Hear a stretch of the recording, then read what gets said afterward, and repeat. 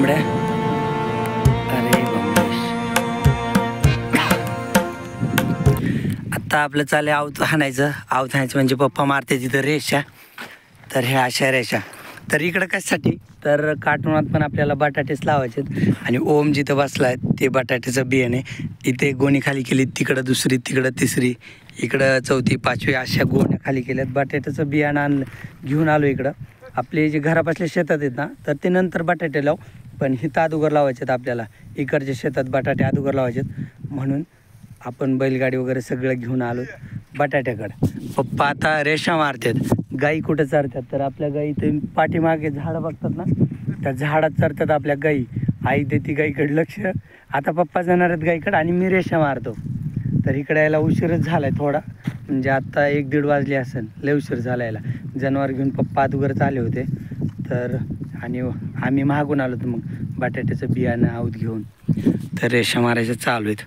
तर मी काल नाही का म्हणलं, एक रेस डबल मारली जाते. ज्या रेषून सर्जा चालतो आहे ना, तर ती रेस डबल मारली जाते. आणि इकडं चिमण्या प्लेन जागेवरून चालतो आहे. परत रिटर्न जाताना चिमण्या रेषेवरून चालणार, सर्जा प्लेन जागेवरून. तर ह्या दोन्ही रेषेमधलं अंतर आहे 3 फूट अंतर आहे दोन्ही रेषेमधलं, एवढं 3 फूट. तर आज इथं बटाटे लावायचे. बटाट्याचं बियाणं तर पुरणार नाही, पण आज उशीर बी झाला ना, तर त्याच्यामुळे एवढं 4-5 गोण्याच लावून होतील, म्हणून एवढंच लावता येईल. मग उद्याच्याला एक्स्ट्रा बटाट्याचं बियाणं आणता येईल.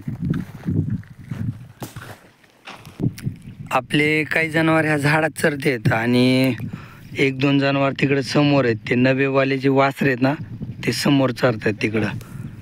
पण त्यांना काय ते पिकात जात नाही, त्याच्यामुळे ते 2-3 तिकडं चरतात. बाकी इकडं आज आम्ही सगळेच राहण्यात आलो. भैया बी येणार आहे, थोड्या वेळाने येणार आहे राहणार. सगळेच राहतो. ओम बी राहणार आहे. सगळे ओके. आपल्या विहिरीला पाणी बघू. आपली ही काही पाण्याची विहीर नाही, पाण्याची लेवल खाली गेली.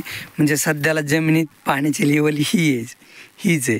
कारण की या विहिरीत आपण उपसा वगैरे काही केला नाही, मोटर वगैरे टाकली नाही ना, तरी पण नॅचरली एवढं पाणी खाली गेलं आहे. म्हणजे जमिनीत त्या लेवलने पाणी वरती थोडासा तवंग आहे कचऱ्याचा, पण खाली लय नितळ पाणी, म्हणजे थोडी विहीर दिसते खाली. आणि बाकी आपले जनावर इकडे आहेत. आयडू इकडं कोण आहे, 2-3 ओम पडचिन हिरीत. बाकी इकडं हा टाका हिरीत ओंबड्याला. बरं. बाकी इकडं आपले जनावर चरतात झाडामध्ये. तिकडं ती सीताबाई, इकडं गंगा आणि तिकडं शुभश्री, आणि त्या झाडाच्या मध्ये 1-2 आहेत. बगरी कधी बी साईडला चरते आणि धानाला जाते. नाही राव, ही इथे बगरी. ही आई जनावराकडे, आजीची ड्युटी जनावरावर. असं नाही, आईला जायचं बटाटे लावायला, पप्पा येते जनावराकडं आणि मी आता रेषा मारून घेतो. आणि आपले जनावर बी इथंच चरतात. मी जिथं अगोदर पावसाळा चारायचो ना, त्याच एरियात चरतात जनावर. पप्पांनी रेषा सरळ मारल्यात. माझ्यापाशी बैल जरा लाडाले येतात ना, मला व्यवस्थित चलतच नाहीत. पप्पाने व्यवस्थित सरळ रेषा मारल्यात. ह्या काटवण्यातल्या एरियात तुम्ही एवढे झाडं बघतायत ना, तर हे बघा, हे नदीच्या कडेने सगळे झाडच आहेत. परत इथं आपल्या बांधाच्याकडील झाड आहेत. समोर हे सगळे झाड आहेत ना, तर हे आता कमी झालेत. नाही तर अगोदरच्या 20-15 वर्षापूर्वी ना, ह्या झाडांच्या डबल झाडं होते. हे आपलं पडक होतं ना, ह्या पडकात तिथं काय चरतात तिथं सगळे झाडं होते. परत आपलं वरचे जे पडक शेत आहे ना, तर वर आपलं जेवढं पडक शेत आहे ना, तिथं सगळे झाडं होते. इथं पण भरपूर झाडं होते. आता काही वर्षांनी हे झाडं दिसतात ना, हे पण झाडं कमी होणार. इथं शेजारी आपले शेती करतील, तर हे पण झाडं कमी होतील. असे अगोदर लय झाडं होते इकडं काटवणात. म्हणजे इकडं काटेले होते, म्हणजे बाबळी वगैरे ना, त्यामुळे ह्या रानाचं नावच आहे काटवण. तर हे सगळे झाडं कमी झालेत ना, त्याच्या डबलीने झाडं होते. हे जे मोठं बाबळी झाड दिसते ना, तर त्याच्या पलीकडून एक मोठं आंब्याचं झाड होतं. म्हणजे त्या बाबळीच्या थोडी हाईट कमी होती, बाबळीच्या अर्ध्याने हाईट असेल, पण आकाराने लय मोठं झाड होतं ते. परत इकडं आपल्या खालच्याकडे नदीला बी लय झाड होते, काढले झाडं.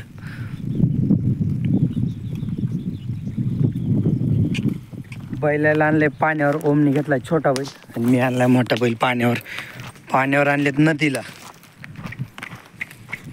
बैल तहानले चांगले. ओम आता वाजू नको हा, पाणी प्यायलेत.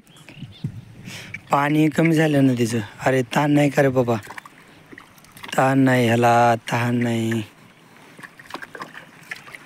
नाही तर सवय नाही नदीवरच्या पाण्याची. आपण एवढे नदीवर पाणी दाखवत नाहीत ना जास्त करून. वाजू नको, पाणी प्यायचे नाहीत. पलीकड ह्याच नदीच्या कडेनी आपले जनावर इथं जवळच आहेत आपल्या एरियातच. सारखे पिणं पाणी. चिमण्याला बी ताण नाही आणि ह्या बैलाला बी ताण नाही.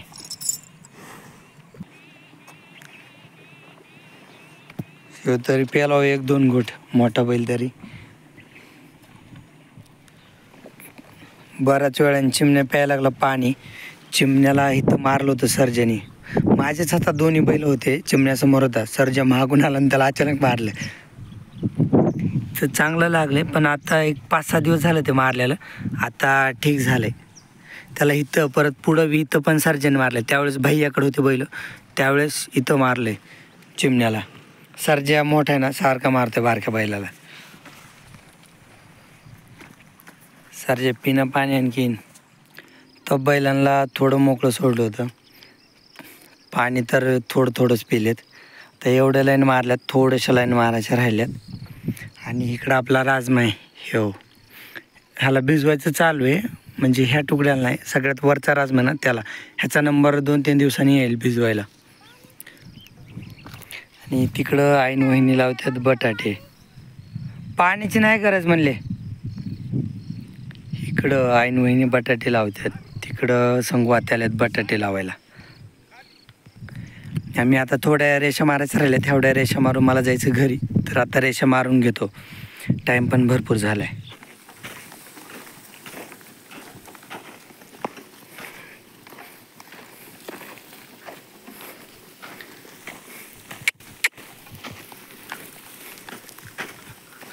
चिमण्या चल, तिकडं भैया मिसळतोय खत.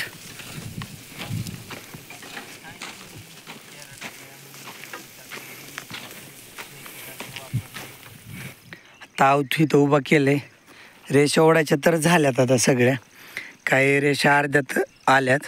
शेत थोडंसं तिरक आहे ना, तर त्याच्यामुळं काही रेषा अर्ध्यातच आहेत. रेषा म्हणजे काकरी, काही अर्ध्यात आहेत. काकऱ्या मारून तर झाल्यात म्हणजे रेषा ओढायच्या. आता जातो घरी, माझं काम तर झालं आहे. बटाटे लावलेत ना, तर माती कधी लावायची, तर माती उद्याच्या लावता येईल.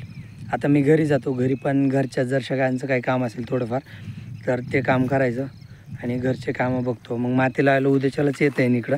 कारण की आज जरी लावायचं म्हणलं ना, तर मी छोटं आवत पण आणलं नाही, ज्याला रस्सी लावलेली ना, तर ते आवत आणलं नाही. आणि आज लावायचं म्हणलं तरी आता इथून पुढे माती लावून होणार नाही, तर त्याच्यामुळे मी घरीच जातो. भैया कुठं तिकडं समोर कोपऱ्यात खत टाकतोय. खत कसं आपण ज्यावेळेस माती लावतो ना, माती साईडला जाते ना, मग त्यावेळेस मातीसोबत खत पण बटाट्याला भेटतं, म्हणजे बटाट्या जवळ जातं. त्याच्यामुळे खत असं लाईनमध्ये नाही टाकत, असं विस्कटलं तरी जमते.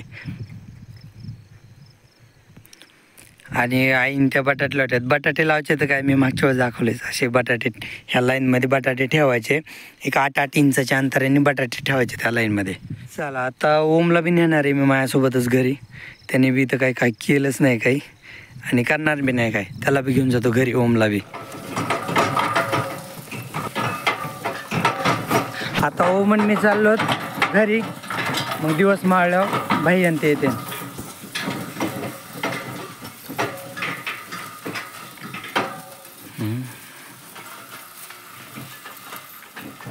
आपल्या या शेतातला राजमा भिजवायचा चालू आहे, आणि वरच्या शेतातला झालाय तो भिजून झालाय. ह्यो भिजवायचा चालू आहे आता, म्हणजे अर्धा भिजलाय, अर्धा राहिलाय. मग हा संपला की मग खालच्या राजम्याची बारी. अगोदर दाखवलं तर त्या राजम्याची बारी. इथं थोडी ह्या राजम्याच्या अलीकडनं थोडी ज्वारी पेरली. राजम्याचं बी संपलं होतं ना, हे सगळं हे ट्रॅक्टरने पेरलाय राजमा आणि ही ज्वारी.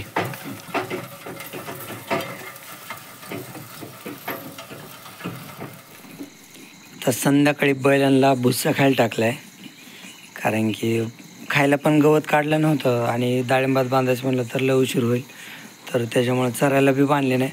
तर संध्याकाळी ह्यांना भुस्सा खायला टाकलाय. बाकीच्या गावरंगा आता चरून आल्यात. दर्शनला टाकलं होतं भैयानी, आता ह्यांना टाकला भुस्सा बैलांना. ह्याला हरण्याला काटवण्यात नेलं असतं तर खाल्लं असतं राव दिवसभर त्याने, पण जाताना काय लक्षातच आलं नाही हरण्याला काटवण्यात न्यायचं, घरीच राहिला देव.